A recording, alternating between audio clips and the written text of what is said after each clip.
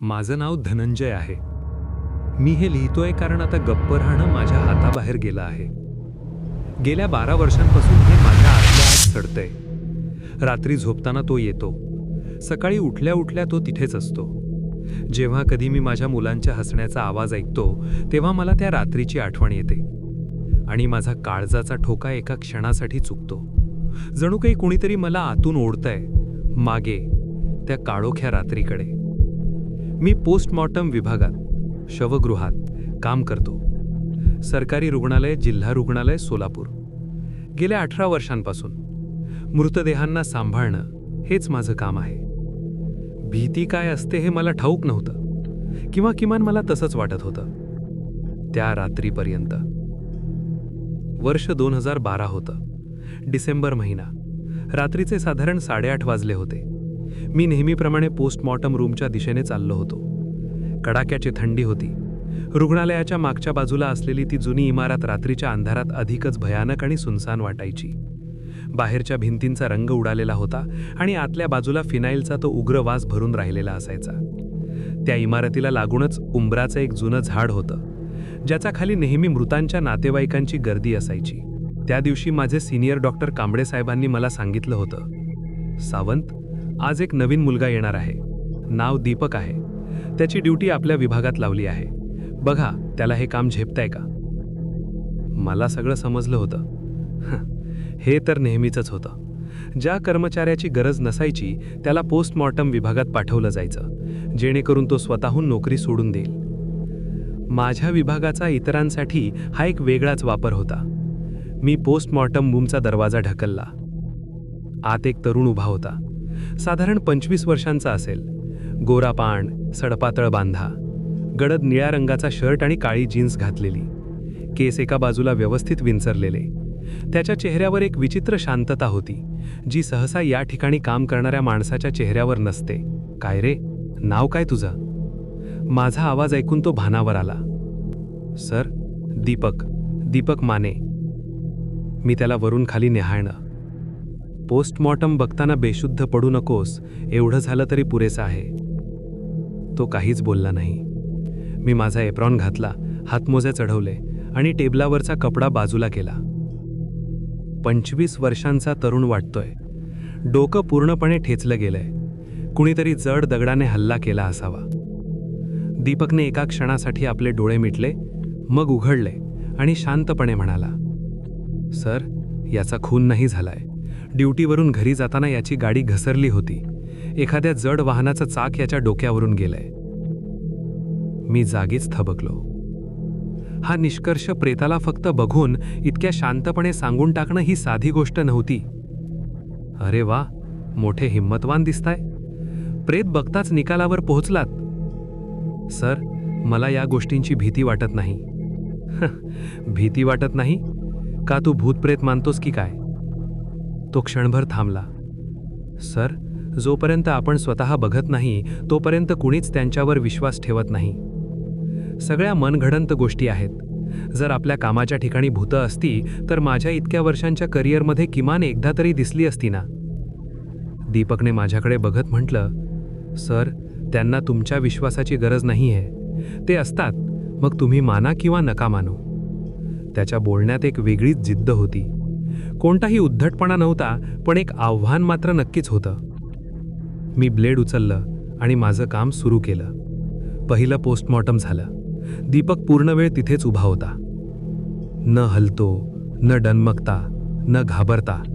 सहसा नवीन लोक या वेळेपर्यंत बाहेर पळालेले असतात, पण तो एखाद्या अनुभवी माणसासारखा शांत होता. मी तो मृतदेह व्यवस्थित करून झाकून ठेवला आणि जवळच असलेल्या दुसऱ्या मृतदेहाकडे वळलो. त्याच्या जवळ असलेल्या पॅडवर नाव लिहिलं होतं.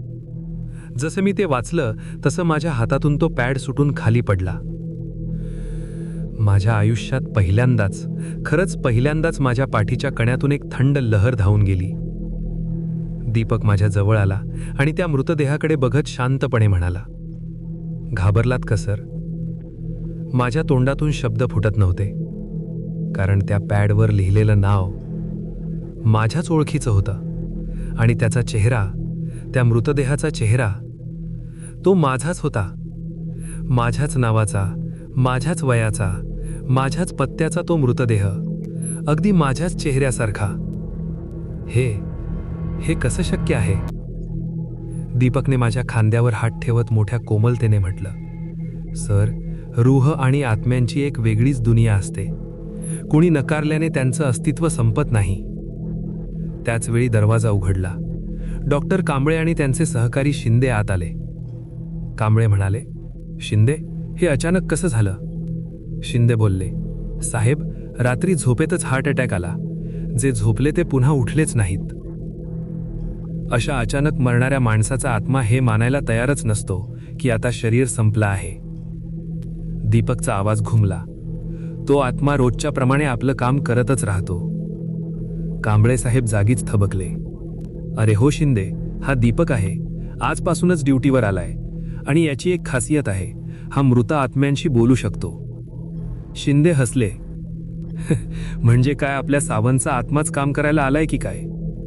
मजाकी स्वरात कांबळे म्हणाले, ह्यालाच विचारून घ्या. माझा तर या भूतप्रेतांवर अजिबात विश्वास नाहीये. दीपक शून्यात बघत हळूच हसला. सावंत सरांचा तरी कुठे या गोष्टींवर विश्वास होता? कांबळे साहेब सन्न झाले, कारण त्यांनी पाहिलं खोलीत फक्त ते, शिंदे आणि दीपकच होते. सावंत म्हणजे मी तिथे होतोच नाही. आता मी ती खरी गोष्ट सांगतो, जी मी गेल्या 12 वर्षांपासून माझ्या काळजात दाबून ठेवली होती. त्या रात्री, डिसेंबरच्या त्या कडाक्याच्या थंडीत, दीपक ड्युटीवर येण्याच्या एक रात्र आधी मी हॉस्पिटलमधून घराकडे निघालो होतो. रात्रीचे 11 वाजले होते. हॉस्पिटलचा मागचा रस्ता जो त्या उंबराच्या झाडाखालून जातो, मी नेहमी तिथूनच जायचो. त्या रात्री थंडी खूप जास्त होती. रस्त्यावर चिटपाखरूही नव्हतं. जेव्हा मी त्या उंबराच्या झाडापाशी पोहोचलो तेव्हा मी थबकलो. झाडाखाली कोणीतरी बसलं होतं. अंधारात स्पष्ट दिसत नव्हतं, पण एक आकृती होती, माणसासारखीच, पण काहीतरी चुकत होतं. त्याची बसण्याची पद्धत, त्याचे हातांची स्थिती आणि त्याची मान जी गरजेपेक्षा जास्त झुकलेली होती. मी पुढे सरकलो. कोण आहे? इतक्या रात्री इथे काय करतोयस? ती आकृती हल्ली सुद्धा नाही. मी आणखी जवळ गेलो, माझी टॉर्च काढली आणि त्यावर प्रकाश टाकला. आणि ती आकृती माझ्याकडे वळली. चेहरा माझाच होता. मी माझ्याच चेहऱ्याकडे बघत होतो.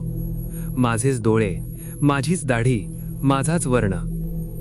पण डोळे पूर्णपणे पांढरे पडलेले होते. बाहुल्या गायब झाल्या होत्या. फक्त एक पांढरी पोकळी. त्याने आपलं तोंड उघडलं. आवाज माझाच होता, पण तो आतून कुठून तरी खोलवर येत असल्यासारखा वाटत होता, जसं एखाद्या खोल विहिरीतून आवाज घुमत यावा. घरी जा, आज नको. कोण आहेस तू? घरी जा, आज नको.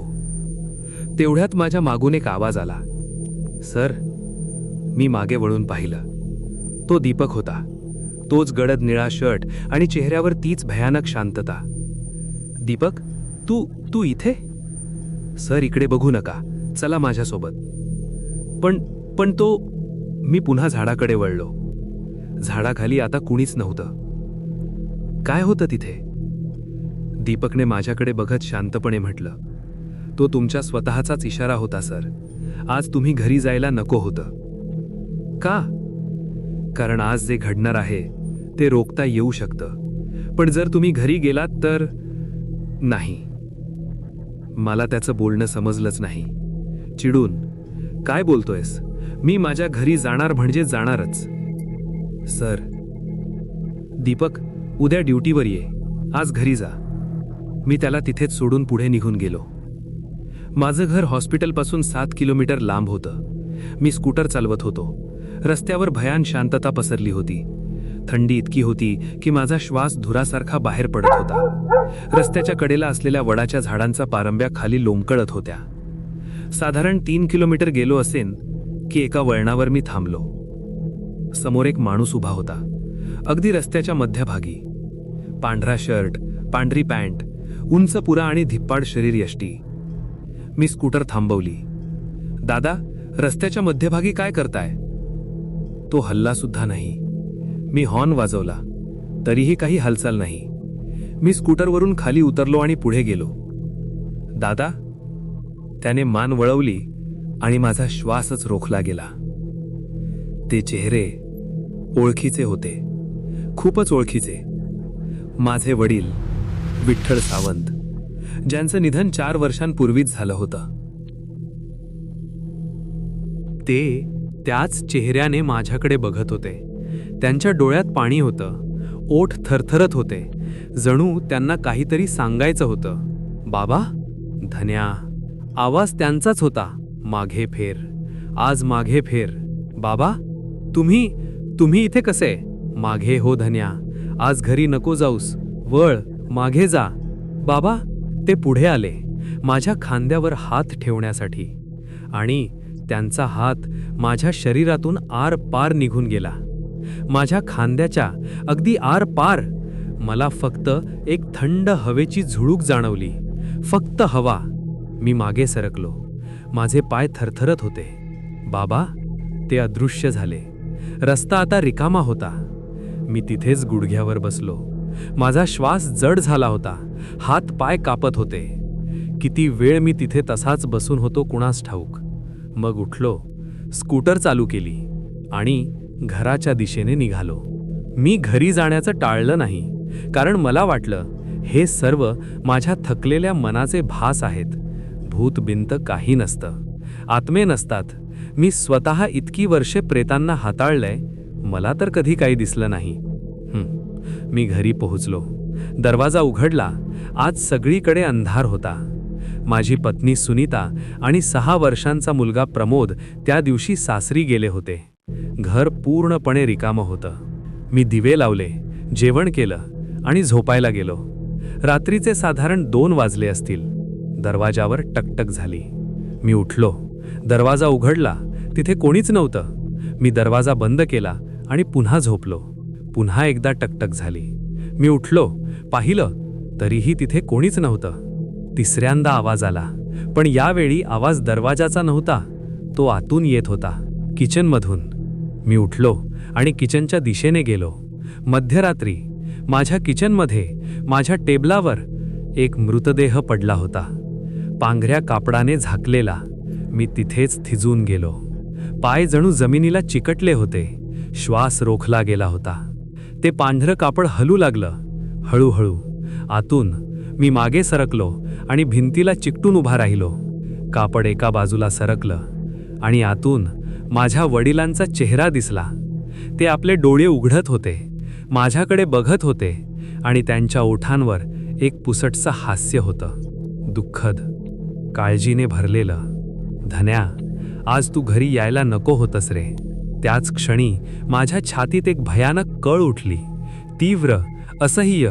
मी जमिनीवर कोसळलो. जमिनीवर पडल्या पडल्या मला श्वास घेता येत नव्हता. डोळ्यांसमोर अंधार दाटू लागला होता. शेवटची गोष्ट जी मी पाहिली ती म्हणजे माझे वडील, माझ्यासमोर गुडघ्यावर बसलेले, माझ्या कपाळावर आपला हात ठेवणारे. त्यांच्या डोळ्यात आसवं होती. माझं ऐकलं असतं तर बरं झालं असतं रे. लोक सांगतात, सकाळी 6 वाजता जेव्हा शेजारच्या काका काकींनी माझ्या घराचा दरवाजा उघडा पाहिला तेव्हा ते आत आले. मी जमिनीवर बेशुद्ध पडलो होतो. मला तातडीने रुग्णालयात नेण्यात आलं. तपासणी झाली. डॉक्टरांनी सांगितलं हार्ट अटॅक खूप गंभीर होता, पण योग्य वेळी उपचार मिळाल्यामुळे जीव वाचला. जर आणखी 1 तास उलटला असता तर कदाचित सावंत वाचले नसते. जेव्हा मला शुद्ध आली तेव्हा मी हॉस्पिटलच्या बेडवर होतो. पत्नी बाजूला बसली होती आणि मुलगा प्रमोद ने माझा हात घट्ट धरला होता. आणि बेडच्या अगदी शेजारी दीपक उभा होता. तोच गडद निळा शर्ट आणि चेहऱ्यावर तीच अनामिक शांतता. सर, म्हटलं होतं ना की घरी जाऊ नका. मी त्याच्याकडे एकटक बघत राहिलो. तू इथे आधी कसा पोहोचलास? तो हळूच हसला. सर, मी इथेच होतो, तुमच्या सोबतच. म्हणजे हे की त्या रात्री उंबराच्या झाडाखाली जे तुम्ही पाहिलं ते सत्य होतं, आणि मला त्यांनीच पाठवलं होतं. त्यांनी? कुणी? ज्यांच्यासाठी तुम्ही इतकी वर्षे काम केलंत सर, ज्यांचं तुम्ही पोस्टमॉर्टम केलंत, ज्यांना शांततेत निरोप देण्यासाठी तुम्ही कित्येक रात्री जागून काढल्या, त्या सर्वांनी. मी गप्प राहिलो. तुमच्या वडिलांनी निरोप पाठवला होता. आम्ही तुमच्यापर्यंत तो पोहोचवण्याचा प्रयत्न केला, पण तुम्ही विश्वासच ठेवला नाहीत. दीपक, कोण आहेस तू? तो थांबला. मग हळूच बोलला, सर, डॉक्टर कांबळे साहेबांना विचारा, काल रात्री दीपक माने त्यांच्या विभागात ड्युटीवर आला होता का? मी कांबळे साहेबांकडे पाहिलं. ते बेडच्या दुसऱ्या बाजूला उभे होते. त्यांचा चेहरा पांढरा फट्ट पडला होता. सावंत, काल रात्री दीपक माने ड्युटीवर आला होता. त्याची कागदपत्रे माझ्याकडे आहेत. पण काय साहेब? पण मारुतीराव, दीपक माने नावाचा तो मुलगा 2 वर्षांपूर्वीच एका अपघातात वारला आहे. त्याचं पोस्टमॉर्टम तुम्हीच केलं होतं, आठवतंय? माझ्या अंगावर सरसरून काटा आला. मला आठवला, 2 वर्षांपूर्वी तो 25 वर्षांचा तो तरुण, गोरापाण, सडपातळ, ज्याचा रस्ते अपघातात जीव गेला होता. त्याचं पोस्टमॉर्टम करताना मी त्याच्याबद्दल खूप विचार केला होता. मनात आलं होतं की इतक्या कमी वयात जाणं योग्य नाही. मी हळूच बेडच्या बाजूला पाहिलं. तिथे दीपक नव्हता. खिडकीतून सूर्याचा प्रकाश आत येत होता. खोली रिकामी होती. हे सगळं लिहिताना माझे हात थरथरत आहेत. त्या घटनेनंतर मी 2 महिने सुट्टीवर होतो. जेव्हा परतलो तेव्हा मी पोस्टमॉर्टम विभागात एक बदल केला. त्या उंबराच्या झाडाखाली जिथे मृतांचे नातेवाईक बसतात, तिथे मी स्वखर्चाने एक छोटेसे छप्पर बांधले, बाकड्यांची सोय केली आणि पिण्याच्या पाण्याची व्यवस्था केली. आता जेव्हा कधी मी एखाद्या मृतदेहाला हात लावतो, तेव्हा एका क्षणासाठी थांबतो, माझे डोळे मिटतो आणि मनातल्या मनात म्हणतो, तुमचं काम माझ्यावर सोडा, शांतपणे निरोप घ्या. मी असं का करतो माहीत नाही, पण वाटतं असं करणं योग्य आहे. दीपक माने पुन्हा कधीच परत आला नाही. पण कधी अगदी कधीतरी त्या पोस्टमॉर्टम रूममध्ये एकट्याने काम करताना कोणाचा तरी आवाज ऐकू येतो, अगदी हळू, जवळपास न ऐकू येण्यासारखा. सर, घाबरलात का? तेव्हा मी मंद हसतो आणि उत्तर देतो, नाही दीपक, आता नाही. 12 वर्षांपूर्वी मी या गोष्टीवर ठाम होतो की भूतप्रेत नसतात. आज मला माहीत नाही की ते असतात की नाही, पण एक गोष्ट मात्र नक्की जाणतो, जे सोडून गेलेत ते कधी पुन्हा परत येतात. आपल्या माणसांसाठी. त्यांना आपली काळजी असते आणि जर आपण त्यांचं ऐकलं नाही तर ते स्वतः येऊन आपल्याला सावध करतात. जसं माझ्या बाबांनी केलं, जसं दीपकनी केलं. मागे वळ, आज नको. मी त्यांचं ऐकलं नव्हतं, पण तरीही ते मला वाचवायला आले. हेच सत्य आहे. बाकी सगळं, विश्वास न ठेवणं, यांना मनघडंत गोष्टी म्हणणं, हे माझ्यासारख्या अज्ञानी माणसाचे शब्द होते. आता मी फक्त इतकंच म्हणतो, रात्री एकटं जात असताना जर कोणी तुम्हाला टोकलं किंवा थांबवलं तर एक वेळ नक्की थांबा.